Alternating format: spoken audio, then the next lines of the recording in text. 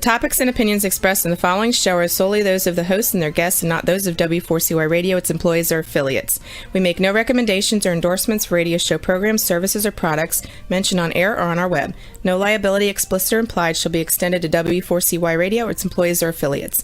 Any questions or comments should be directed to those show hosts. Thank you for choosing W4CY Radio.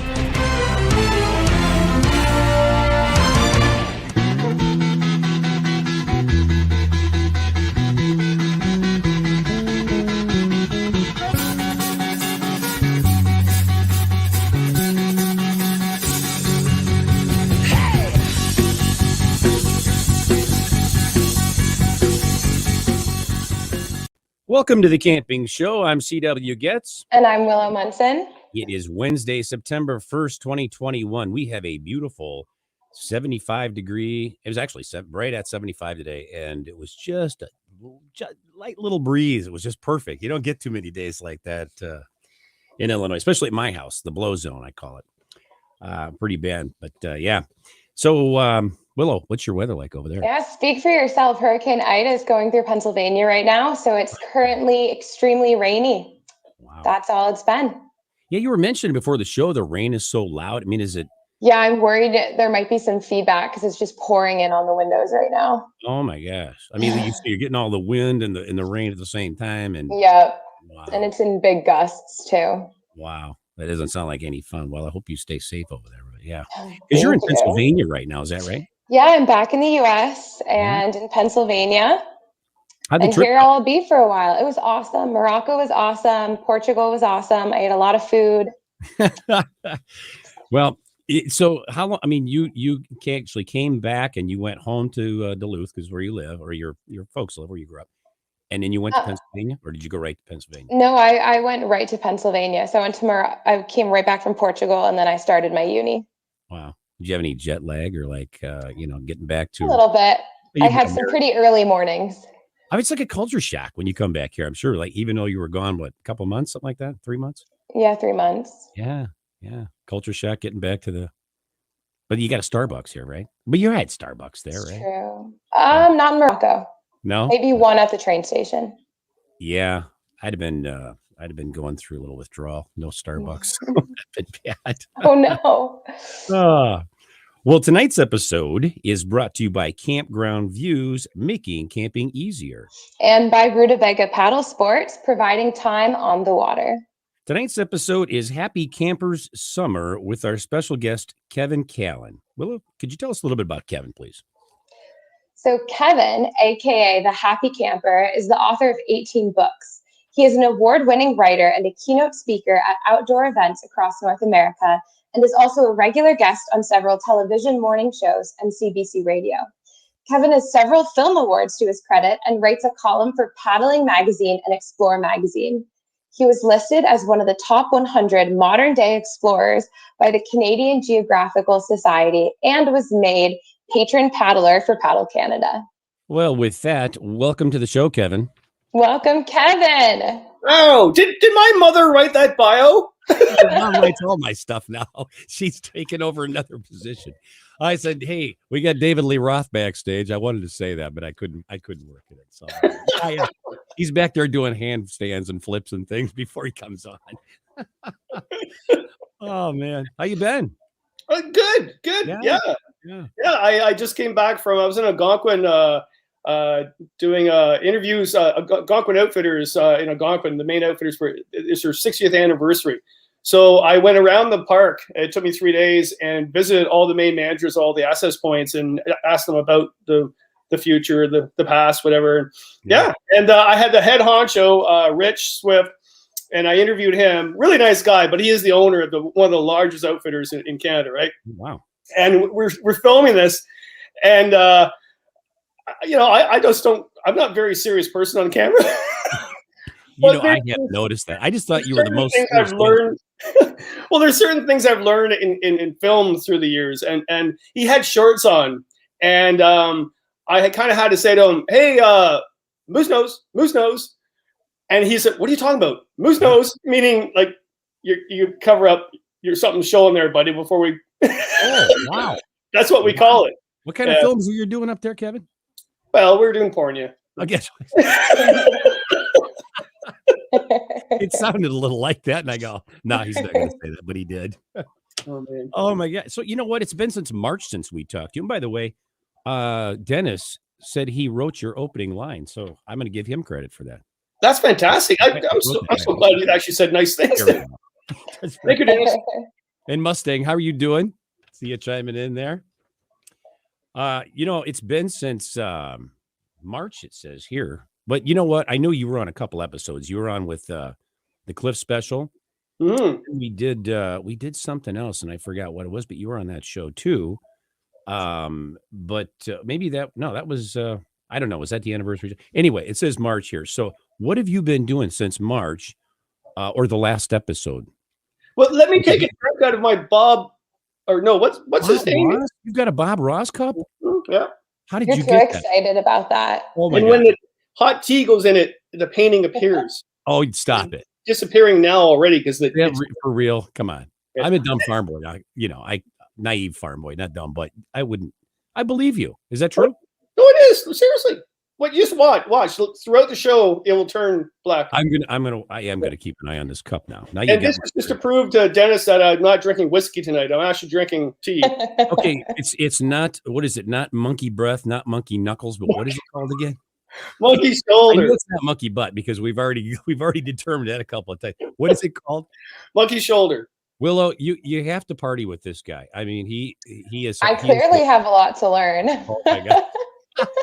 Monkey shoulder, it's one of the nicest blends of Scotch. Actually, it's not a single malt, but it's a good blend. You can have it, and it's cheaper. So I mean, couldn't they give it a more appropriate name? I mean, like, what is it? Monkey what? Shoulder? Monkey shoulder. I can't remember shoulder. We got moose nose, monkey shoulder. You're learning a lot. Wow. And I mean, it's not single malt, but still good nonetheless. Yeah, that's interesting. I think I tasted it that night. I think you poured Cliff and I a belt of that stuff, and I don't think it was Chivas Regal. No, well, I mean, if you buy, it's funny the difference of a whiskey there. If I bought that here, it would be like a really good deal for $36. If you bought it where you are, it would cost you $2, I think. Wow, I like that. Well, I remember because I bought Cliff a double Chivas at the whatever restaurant we were at that next night, I think it was, and he's like, "Wow," and I'm like, "Yeah, now here's some good Scotch, man." So I don't know what that. I had the greatest time ever on a film shoot years ago. We had gone 9 days along the coast along Newfoundland in kayak, and we finished it, and we got the whole film crew and everything else into a local bar, and the bartender left and asked the waitress if she could take over, and I said, "Hey, can I have a whiskey?" And she goes, "Which one?" And I went, so I pointed, I'm thinking, I don't think she knows there's a difference. So I pointed at the most expensive whiskey ever. Oh, wow. And she poured a solid glass like this full. Well, you needed an installment loan to pay for that, it sounds like, right? Well, she charged me $3. Oh, no. So all of us, well, we want more. And we tried to drink as much whiskey before the bartender got back and figured out what was going on. Oh, my gosh. Really? So you're a gangster? Bold. You're a gangster. It's terrible. That's what you do after 9 days in the wilderness. Yeah. Well, I can imagine. I can only. Well, don't you take any with you? I mean, just a little at night before, Yes. I mean, Cliff does that too. I mean, yeah. Willow, do you do that? Yep, for sure. And there's a difference between whiskey with an E and whiskey without the E, right? So whiskey is like rye, or even bourbon, but Scotch doesn't have the E in the letter or in the word. And and it only can be made in Scotland. So if you find a Scotch that's made in Tennessee, it's not a Scotch. I see. Interesting. Yeah, that makes perfect sense. Willow, she's looking at us like we're a couple alcoholics here. What does Willow drink? Does Willow drink? Does she have a little ale? Well, not ale. That's just ale. Ale. Hey, what do you drink?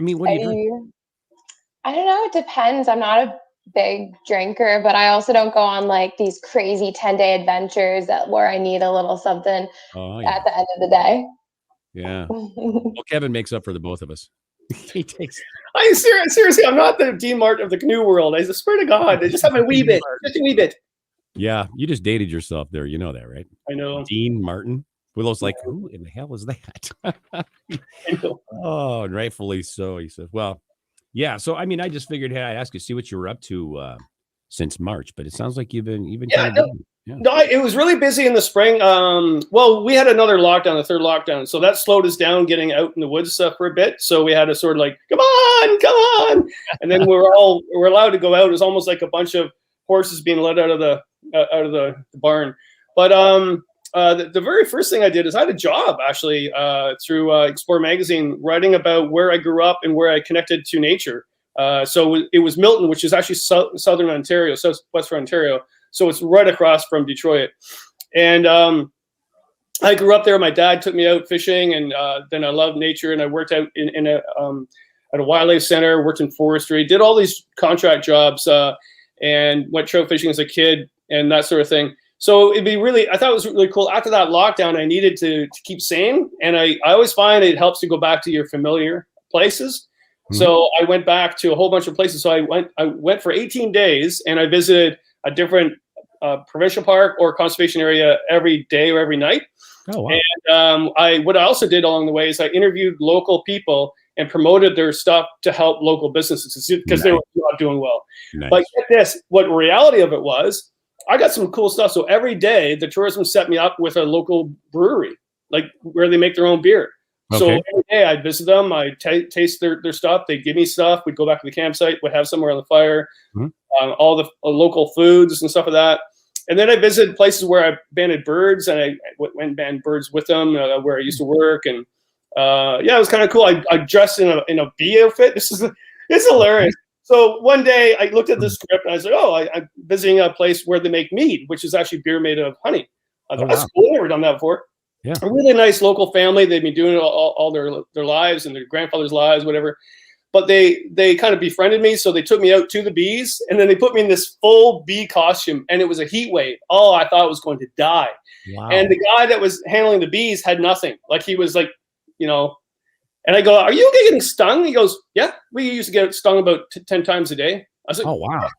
And he's so used to it, it didn't bother him. So I wonder, do you become immune that way when you get stung so many times? Or I always thought you weren't immune. The more you get stung, the worse it is. But him and all his kids and all the family, they all got stung and they're all fine, I think. Amazing. Wow. Yeah. That's crazy. Well, I did. Well, I was wondering, because you were talking about kind of going back to your roots and your familiar territory outside, but now I feel like there's so many first-time adventurers that are taking to the outdoors that have kind of created some unexpected issues. Has that created any issues in regard to etiquette, do you think? Yeah, absolute nightmare.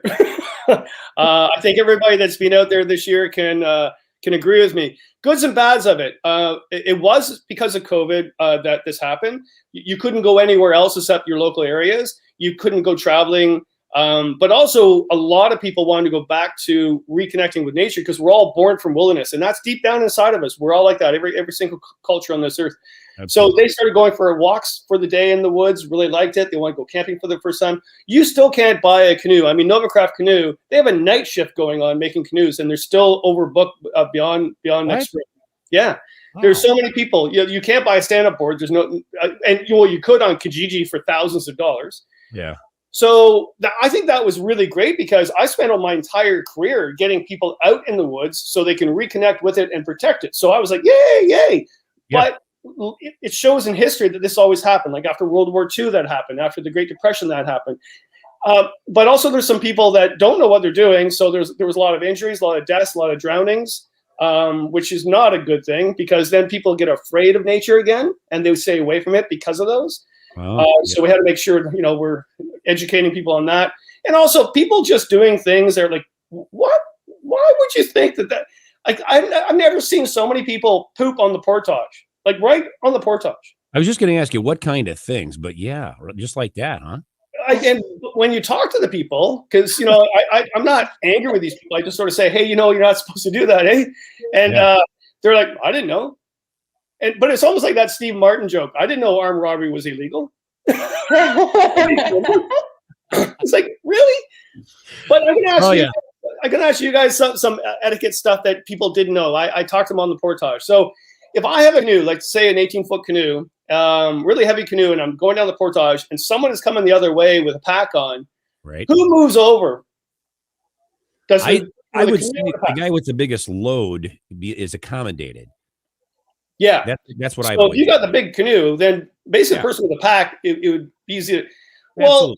This person didn't, and then kind of shoved me aside and gave me a curse and said, "Did you give me one of these with the front of the canoe as you went?" Well, I'm a little bit Irish temper, so that was close. But I said, "Flopping over if it would have been me." Oh my God! But I said to the person, I said, "Well, don't you know the canoe gets first right away?" And they said, "Where's the sign saying that? Is there a sign saying that?" Do you need a sign, really, idiot? I mean, honestly, isn't that a common sense that, or wouldn't you think? No, I don't know. And I just, I think that a lot of people were getting, and also washing your dishes. Like so many people would take their food, go down to the water's edge, wash their dishes right there. And of course, that's where people get their water to drink, right? So it's like, why would you do that? But if you look at the old videos and old films of the past, these things are not new. There were so many people going out, and then the government had to step in, or nonprofit groups step in and educate them. What we did, because I went to the government and said, well, I'll help you with an education program. And they're like, well, we're trying to go crazy. You're trying to deal with all this, Kevin. We don't really want to work with you because you're a little weird. No. And did they really say that? Oh, they did. Yeah. Well, they can't work with someone like me because I say my own thing. Yeah, and the government doesn't say their own thing, right? Yeah. So I get that. So I went to my film buddies. I said, okay, let's get Gary the puppet out. I've worked with this puppet before. You can make fun of a puppet, not a person. So we had Gary the puppet. And you really have to, after this interview, go and look at Crickets Make Me Nervous. It was an old Ontario Parks video done in 1970s when the same thing happened. So many people were going out. I know about that. Oh, it's hilarious. And so we created Gary Makes Me Nervous video, and Gary did everything wrong. Like he peed on the campfire. But wait, here's a really funny story. You don't do that? No, well, if I have to put it out. Isn't that how you put those out now, or no? Is that an old thing then? That's a UBU CW. Look. Bob Ross. I can just see you doing that along with the Bob Ross cup with the whiskey going, I'm just going to put this fire out. Yeah. Never mind me. I'm going to bed. Oh, man. But, I mean, it got quite a few thousand views the next day, and it's because people got it. They're like, yeah, don't be a Gary. I wanted to make up a T-shirt so badly. Don't be a Gary. Yeah, right. But, hey, you can still do that. You can still do that. Yeah, absolutely. Interesting. So, I mean, what do you do? I mean, what do you do when you see people on the trail doing this? I mean, do you yell and scream at them, or you just go, hey, you're not supposed to do that? Or, I mean, are you politely scolding that? What are you doing? There's three things you should do. One is very kindly educate them because most of the people just don't know, to be quite honest. If you've never line danced before, you're not going to be a good line dancer. Right? I'm not sure why. As you can tell, I was talking to my mom just a few minutes ago about her line dancing. Line dancing. It's like subconscious. But so you educate them and you say, well, you should do this. And if they get defensive, go to hell. And people get mad at you on the trail going, hey, listen. Oh, definitely. I've had people do that. I had a couple of guys, I rescued them. They were overloaded in the canoe and they're going in big water. And I said, hey, guys, you might want to wait. Told me where to go. They flipped. Wow. And I did a rescue with them. And I said, you want to talk to me now? Like, you're right. And no, they were still right. I was wrong. Oh, wow. Yeah. Little pride issue going on there, you think? Or well, it was almost like if you do something stupid once, then you learn from it. Yeah. If you do something stupid twice, then you're going to die.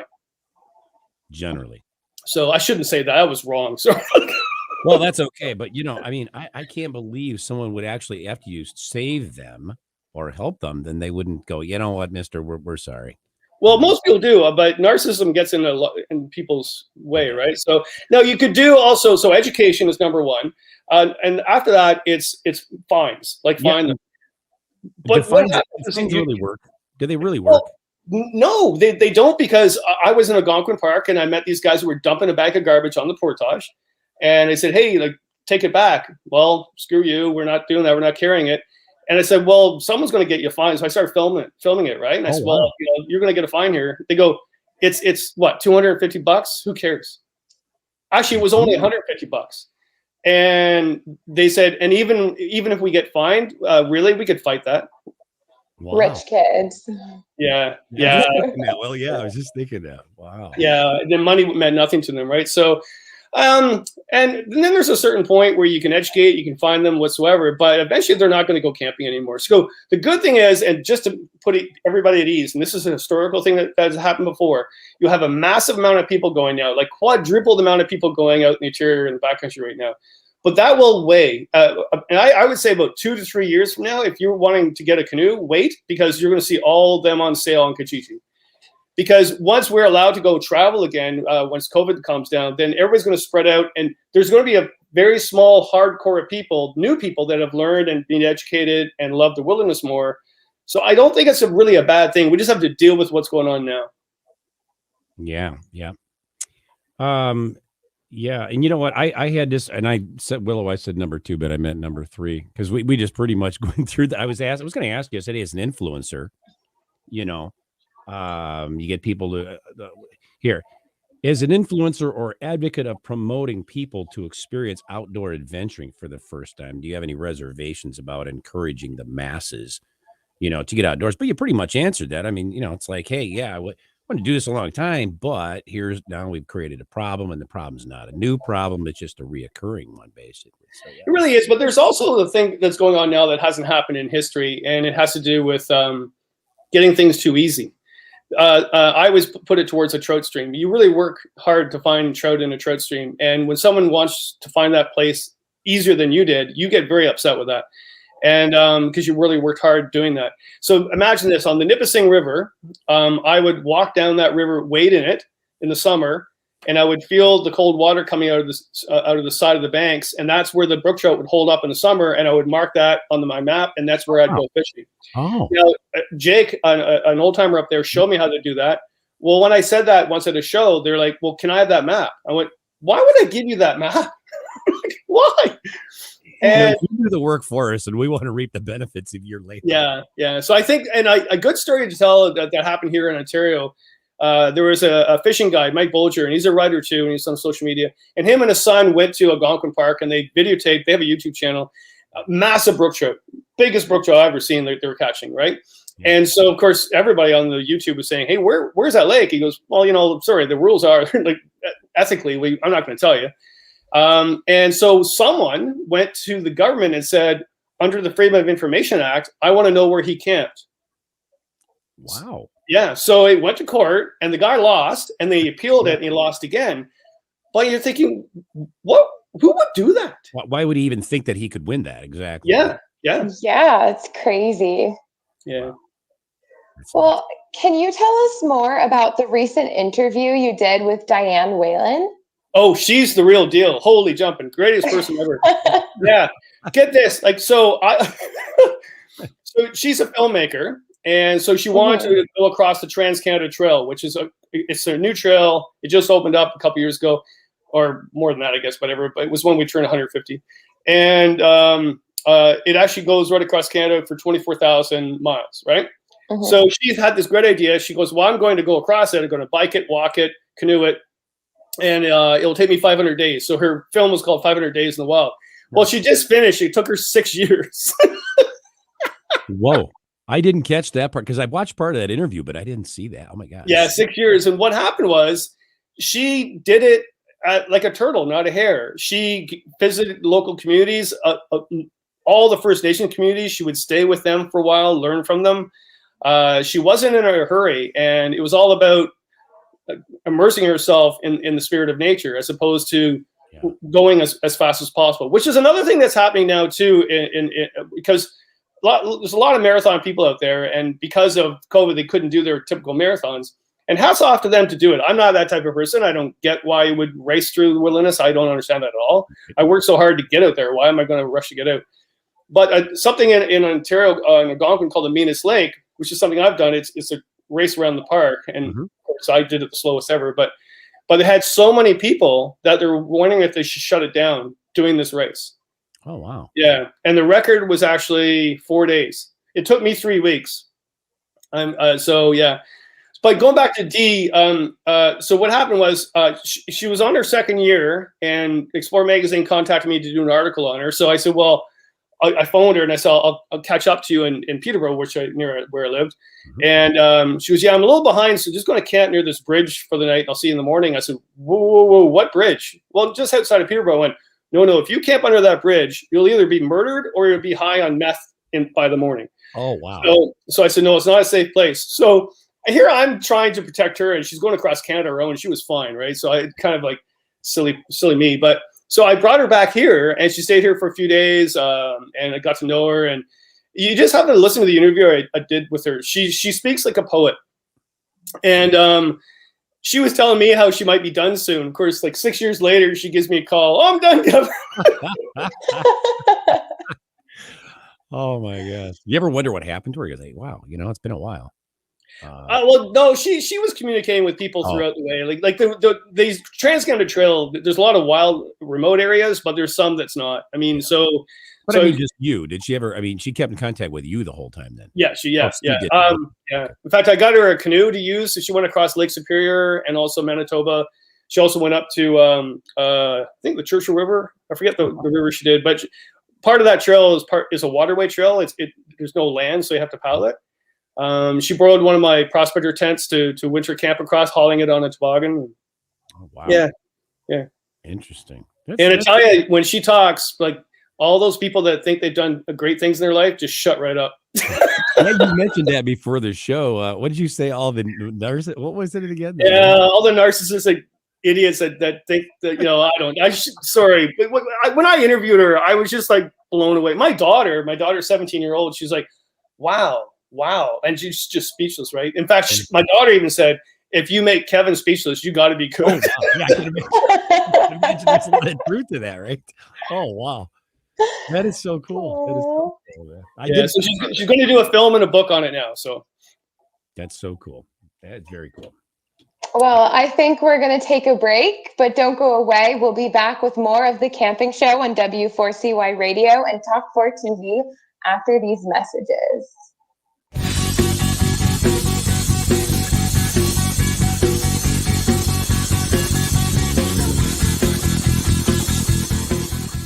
It's time to go camping. Introducing Campground View's virtual tours. You can tour the campground, see the sites, see if they are available, and click to book your perfect spot.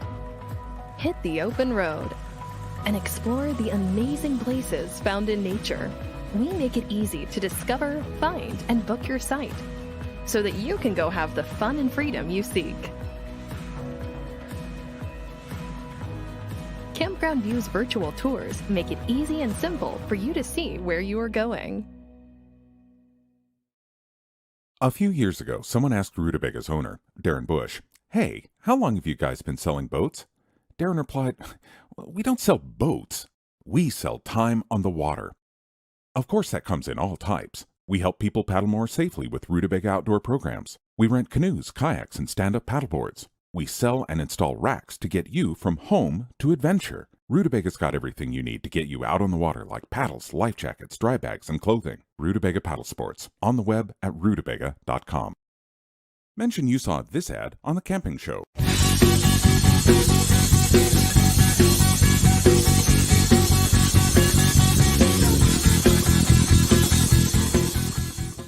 And we are back with our guest, Kevin Callan, on The Camping Show. Kevin, what kind of speaking engagements have you been doing this summer?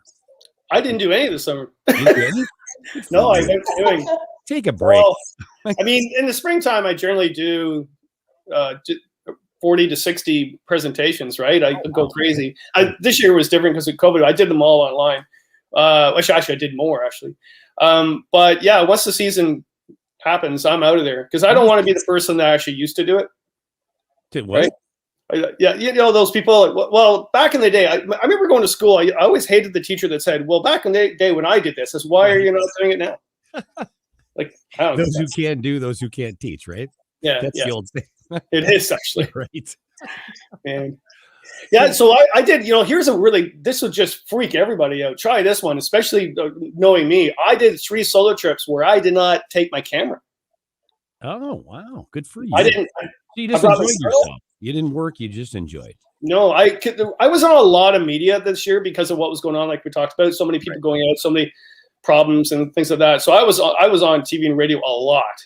And then I finally, actually, my daughter just said, "Well, you better do what you say, Dad." You know, So, I said this. I said rock star and forester in a little promo today. Somebody asked me, "What's a forester?" Did you see that? I go as a la forestry. And it was just funny. I'm like, hey, come on, you got Siri and Alexa. Just look. Anyway, but yeah.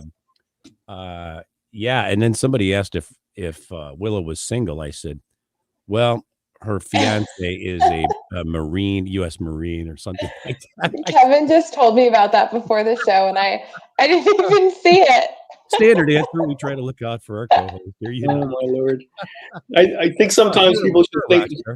What did they say? Something about if the Rock is something, and there was something else. You have to go read the promo. I said rock star, and the guy goes, "Yeah, if the Rock was some." I forget what he said, but it was. I also think that he was saying that Willow was a far more better person than me. Oh, that was the same guy as the first. Which is true, Willow. But he doesn't know anything.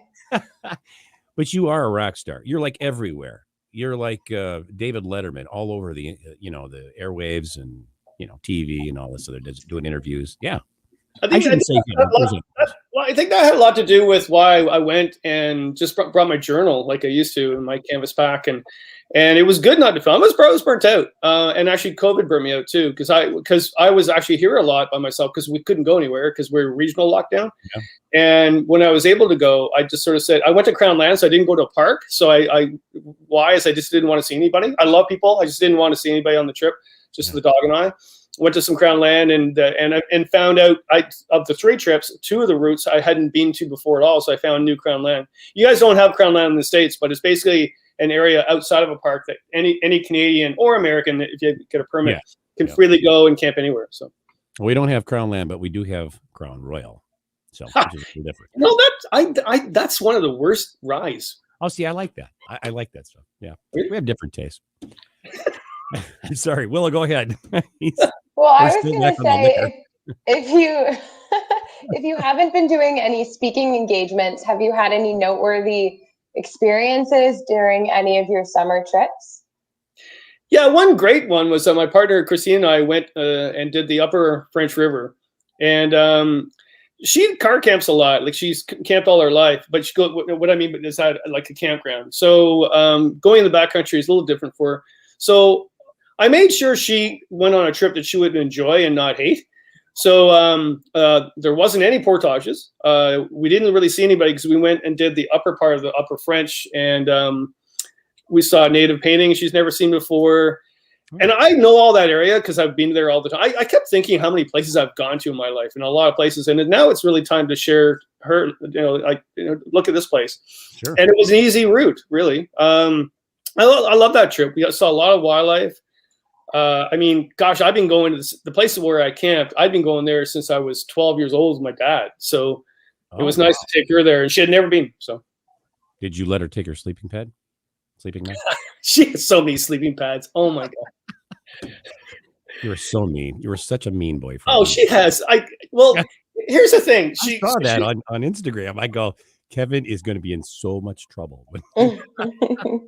And then you posted it on social media. I'm like, oh my God, I don't know how you're still here, honestly. Well, and that's funny too, because we all post on social media, and after a while we have to walk away from that too. So that was kind of nice. When I did those solo trips, I kind of walked away from it. But yeah, well, she's retired. She was able to retire early because she worked at a prison, and so she took the chance. And of course, I can't retire. I work for myself. So, but she also had to reduce the amount of things she was buying. So she kept on saying, Kevin, control what I buy. Don't let me go on Amazon today, for heaven's sakes. And there's no stopping her. I don't like how many sleeping pads. Like, how do you do that? Yeah. How do you stop someone from shopping on Amazon? Yeah. It's like, Kevin, stop having your whiskey. You're right. I think both can be an addiction, really. Yeah. Absolutely. Willow's got a loaded question. Go ahead, Willow. I wanted a silence for, build the anticipation. Sorry. So without making mention of the latest public health threat, do you anticipate government mandated lockdowns happening again? it comes and goes here, and it depends on what province you're in, just like what state you're in, where you are. But right now, school starts in about a week or two, and the media in Ontario they're talking about a possible another fourth lockdown. Wow. I don't know. There's so much there, and like what you have in the States too. There's so many different views and stuff of that. What's going on, and it's so people are just so frustrated with it, right? And I get it. Yeah. Like I was at the hospital today to get some tests. Nothing to do with. I just had a sore throat, but I had to do all COVID stuff beforehand, whatever. But I saw the lineup of people, and they're just sad. They're just sad because we're not having fun. Well, Willow, what do you think about that? I want to ask you. We've been blabbing back and forth, and you've been a little quiet. So chime in there. What do you think about that? About like lockdowns. Yeah, being miserable. I mean, yeah, it's hard. I mean, I feel like I was uniquely situated during the lockdown because I was actually given the opportunity to spend more time in nature. So while I can appreciate and acknowledge how horrible the lockdown was for a lot of people, I was kind of living in the woods up in Duluth because my aunt and uncle, their backyard is basically the woods. So I spent all the time outside, social distancing that way. So I'm a bad person to ask.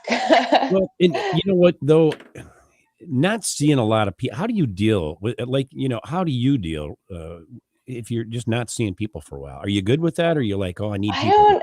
It depends on my mood. Honestly, I'm pretty good being independent, but I usually do need at least like one or two people there for me. Okay. Kevin, you could probably live for like what months on end without people. Yeah, to be quite honest, I'm actually a really shy person. I'm a closet introvert. So I understand that. Yeah, and then the entertainment comes out. I get that totally. Yeah, but when I'm not doing that, I shut down. Like so, I'm very lucky too. I have a place that's out in the country, and regionally I could actually go 10 minutes and go on a nature trail, and I got to know places I didn't even know about before because I had time to explore my own neighborhood, right? Yeah. But I couldn't imagine like my poor mom. She's in her 80s and she's living in an apartment in near the city, and right. So, well, I have two dads, and one lives down the road from me here, at my adopted father, and then my biological father in California. And I know that when this whole lockdown, he was like very depressed. I mean, he couldn't see, he couldn't go do anything, and it's like, and he lives by himself because my mom passed away here. That affects people. And when you're depressed, man, I mean, you do stupid things like you drink, I guess, but you do other things too. And it's not a good deal. So if you guys go into a fourth lockdown, what do you anticipate up there? I think there'll be rebellion in one sense for it. We're going into a federal election here too, so that's a bit of a problem. But I also, my sister's a nurse practitioner, and she's told me horror stories where she works, right? So I'm going to do everything that she's telling me to do, right? And I think maybe we'll all figure out how to get through it. I mean, after the fourth lockdown, I just hope it doesn't happen. It all depends. Like in some provinces, you don't even have to wear a mask, right? They're changing that because there's been no COVID. But it's like provinces that don't have a large population base, right? Well, we just got our mask mandate here Monday. Now we're having to start wearing masks. Yeah, a couple of provinces that did have it didn't have it. They brought it back though, because they're worried about that other strain going around. But it does prove that going out in the woods. I always laugh. You see all those zombie movies, and everybody goes, "Well, if that ever happened, I'm okay because I got all the camping gear." And I'm heading out. I'm going to get away from everybody. And the zombies won't even kill me. In fact, I actually got an interview for a TV show about zombies going after people. And the happy camper was going to escape because he was camping. And never wear it. But I love it. But when the reality came in, and no, you can't. I mean, once a lockdown happens here, there's a whole bunch. You can't go camping. Well, they have to find you. First of all, and I think that's what a lot of people are thinking, like, who the hell's going to find us if we're out there deep enough? I mean, right. But it's a tough one. Yeah. Roxy, let's, we got some photos that Kevin sent us. Let's put those up and we'll have him talk about, tell us a little bit about There I am with the bee outfit. Yeah. This. Okay. Now I got it. I thought you were dressed up like a bumblebee. No, I'm joking. I'm very sexy in that shot. Ooh.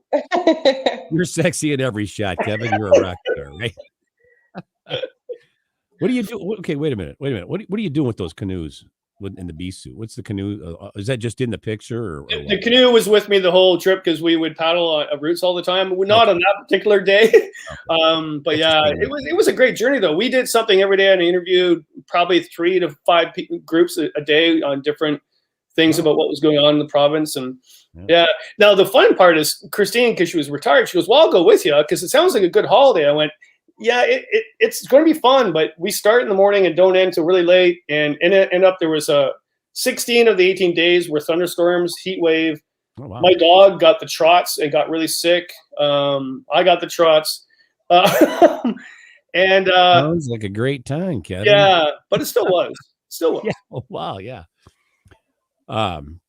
Here we go. Yeah.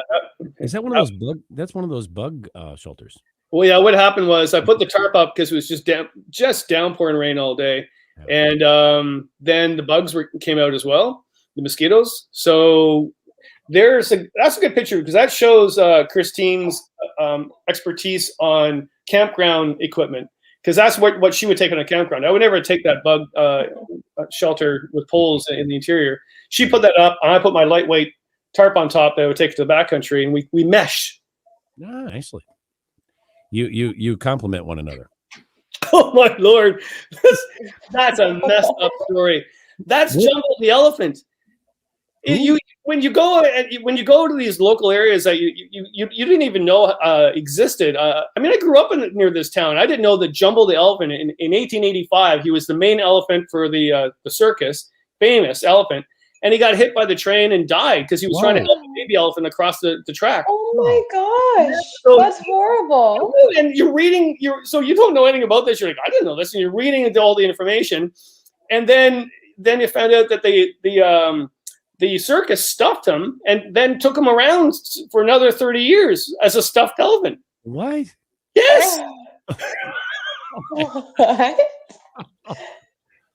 That's wow. Wow. Oh. What do we got here? Hey, this is after a night of partying. What is it? No. Every day I would go to a local brewery that made their own beer and I would interview them and then they would give me beer. So that's an example of what I was calling. That's interesting. Is that all the ones they make or there are more? Oh, I had a lot more. I brought so much beer home and then mistakenly I actually told my buddies and yeah. You can meet a lot of cool people that way. Yeah. Yeah. I met some really, really cool people that actually they own their own business. They do their own thing, but then COVID happened and their life was a disaster, but they pulled through because of the community. The community pulled through. I was in one town, we were camping at Selkirk campground, and we went into town, and someone that knew my books and stuff that they owned a restaurant, so they made us a rib dinner outside in the barbecue. And their friend came up, and he had a flask of whiskey, and I said, "What's up with this?" He goes, "Well, I've been for years carrying this in my backpack, hoping I would meet you in Algonquin and share whiskey on the portage with you. And I found out you're in town because of your social media. So him and I on the street of Selkirk drank his whiskey. So that's great. Whoa. Yeah. You are such a rock star, Kevin. I love it. Handing out autographs and drinking whiskey. How about it? It's terrible. It's terrible. Oh, yeah. I met, I didn't meet them. I know them really well. This is the gang from Novacraft. They've been friends for years. And so they make their boats in London. And we camp nearby. So they came out and went for a paddle with us. And why I liked it is I always see these guys at canoe shows, like Canoecopia, the Toronto show, and you really don't have a solid time to have a good chat about nothing, you know? So we went for paddle and we just had a pleasant experience. So that's cool. Whoa, so pretty. Yeah, that's the campsite on the French River. So that's on the north bay of the north part of the French River, and we didn't see anybody at all there. Is that those are Novacrafts, aren't they? Yeah, don't paddle around a canoe that actually says the Happy Camper on the side. You'll get some people paddling up to you. What happened to the boat that you had? And it was the whole the the red maple leaves on. I remember that's the first time I remember seeing you. Yeah. And in that boat, and I thought, well, that's a cool looking canoe. Yeah, my buddy borrowed that. Van Halen's guitar a little bit. Yeah, I still have it. I still have that canoe. Yeah, and they basically did that as a joke. Isn't this funny? And then I take it on trip. Wow. It's a good boat. So They did it as a joke. Why? It's cool. Well, I like it. Well, what happened was they made a thing in Canada called National Canoe Day. Yeah. And the Canoe Museum wanted a whole bunch of media hype on it. And James Raffin, that I think you guys know, he asked me if I could help out. And I said, well, I'll get a canoe that will be on TV a lot. And he goes, yeah, you go. And he goes, I know you're a little different, Kevin. We trust you. I said, no problem. So I got that boat made. And I was on, I don't know how many morning shows with that boat. And I remember a very elitist paddler at the museum got very upset with me, and she said, that's not a canoe, because she thought I should have a cedar canvas historic canoe, right? Because it's the Canoe Museum. And I went, yeah, but you weren't on TV, were you? Wow. Well, you just showed us all these beautiful pictures of your trips. So I want to know, what sort of trips do you have planned for the winter and fall, or fall and winter? Yeah, so I got a lot of trips for the fall. My buddy Andy and I were supposed to do a huge trip in the far north just a couple of weeks ago, and then he got busy at work, so we had to extend that into the fall. So I'm going up to up by Lake Superior, doing a big trip there. I love the fall. To be quite honest, there was a lot of bugs this year and a lot of heat. I don't do well in heat waves, so I'm looking forward to the fall. And then by mid-October, I'll get my hot tent out, my prospector tent out, and then I'll put that in the canoe, and I'll use that to sleep in. And then when the snow flies, I love it. I'm going to go winter camping again with a hot tent and a toboggan. And yeah, I mean, we're really lucky here. We have 4 seasons, right? I mean, things are changing with the weather and stuff that's going crazy with it, but we still have 4 seasons, and I think that's fantastic. Yeah. That is a nice thing. I was just thinking, we had a pretty hot summer here. It's been very dry. Now that people are getting some rain, but right where I'm at, it's been a drought. It really has been a drought. And, that's caused some problems. The crops aren't what they should be, but you probably got that sort of thing going on a little bit up there too. It sounds like everybody's got a little bit of a weather issue this year. Yeah. Well, the forest fires were so bad out west that I live quite a ways. It would take me 3 solid days to drive out west from here, and every night when I was camping, it would be a weird sunset because it was blocked by the smoke. Wow. And then just the other day, I was paddling in Algonquin, and there was a black rim around my canoe, and I went, "What is that?" And it was actually the charcoal from the smoke that had been landing on the lake from out west, like that far away, and we're getting it here. Reminds me of a song, "Smoke on the Water," maybe. Sorry, see, that's some hippie stuff there, Willow. It's true. Smoke on the water, fire in the sky. Yep. Lake Geneva. That was Switzerland song. I think that happened. That's funny. My band used to play that song. Yeah. I think every band played that song. We're out of time. I was going to ask you about that, but real quick, before Willow asks you your social media, I just want to make a comment. I think your Whiskey Fireside Chats should actually be a show, a regular weekly live show. So, and I'm 100%. Yeah, it would make a great podcast. The other day I was thinking about that, and I don't know if I would have the time. I don't know. Like, I'm never home, so yeah, I get it. Totally. Yeah, and the one other thing why I liked it the way I did it, it wasn't live, so I was able to embed a bunch of videotape of those people doing their thing in the interview, and I like that part of it. Where if I was doing a radio podcast live, I would get the voice. So what I think I'm going to do, so this will answer your question. Mm-hmm. I'm going to take those back when I have time, and if we get locked down again, I'll have lots of time.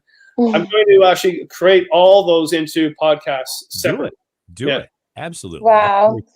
Well, where can our Evans go to follow Kevin on social media? Well, just the Happy Camper Canoe. Just follow it. It's like